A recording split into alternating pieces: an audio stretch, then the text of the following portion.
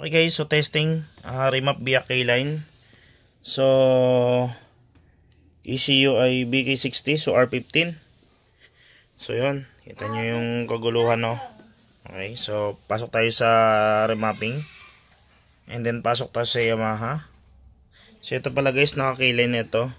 So harness lang to, nag-testing muna ako. Okay, and then click natin yung remap via K-line.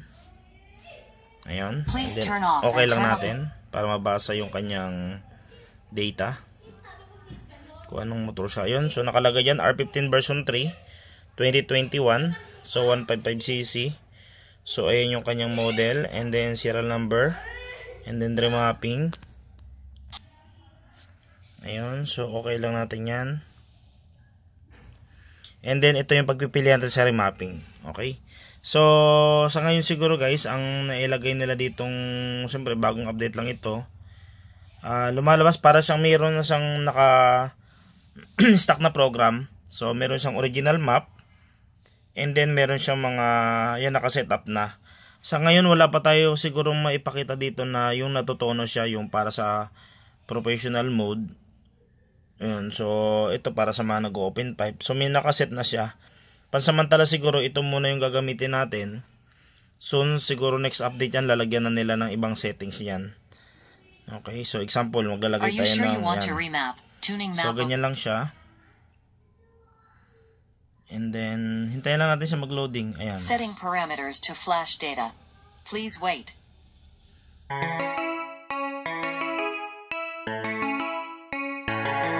Gusto ko lang ipakilala sa inyo ang mga idol ko. Sila nga pala ang mga pinakamahusay na mekaniko sa lahat ng bumubuo ng United Mechanics of the Philippines. Saludo po! Huwag ka nang lumayo, nandito na mga malupit na mekaniko. Sila ibahin mo, garantisado sulit ibabayad mo. May talino at diskarte, suabe, motor ay iingatan nila ng todo. Kaya ibahin mo, ibahin mo mga idol ko. Kung may sakit ang iyong motor, dalhin mo sa mahusay na doktor. Mga mekanikong hindi nananaga ng labor. Hilera, Works, Allen, Diaz, Alpi, Ronyo, Linod, maaasahan talaga. Ang misyon ay makatulong sa paggawa, hindi para pagkakitaan ng kapwa. Finish flashing data for the ECU. Please turn on the ignition for 10 seconds. Okay guys, so yun, finish na yung ating pag-flashing. So on off lang natin susian. Ayan. And then on uli. And then okay natin siya. So para malaman natin siya na success yung nagawa natin, so pasok ulit tayo dun sa settings. I-K-line kan ano natin siya. And then kapag na-read siya, ibig sabihin good siya. Pero pagka corrupted, wala siyang lalabas yan ng mga yan katulad yan, no. So na-read natin siya, ibig sabihin success yung nagawa natin. So pag pumasok naman tayo sa diagnostic, ayun, so mariread din siya.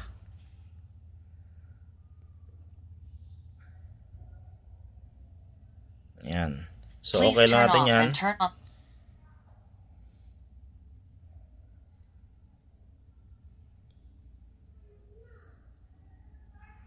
Okay, so nare-read siya. And then diagnose natin. So check tayo ng mga error. Siyempre ECU lang ito. Tingnan natin yung mga error na lumalabas. Pwede nating i-reset. Ayan, dami niyang error kasi maraming sensor na hindi nakakabit sa harness. Okay, so nare-read niya. And then sa live data parameter, so ito nakikita to pag umaandar. So tingnan natin kung may nababasa siya. Ayun, may nababasa siya guys. Oh. So hindi naman siya mga red ganon. Makita nyo lang ang dami niyang error na lumalabas. Oh. Ayan. Oh.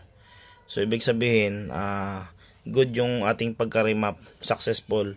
So maganda yung bagong update nila guys via K-line. Okay, so ganun lang guys, simpleng tutorial siguro. Marami pa akong gagawin mga video dito para masundan nyo kung paano siya i-remap iba't ibang klase ng motor. Okay, so sana guys may natutunan na yung konting idea. Ito guys, gagawan ko to ng ng diagram na tatanggalin ko sa harness. Kumbaga tusok or konting pin lang gagamitin. Dami kasi. Okay, so yun lang guys. Magandang araw sa ating lahat.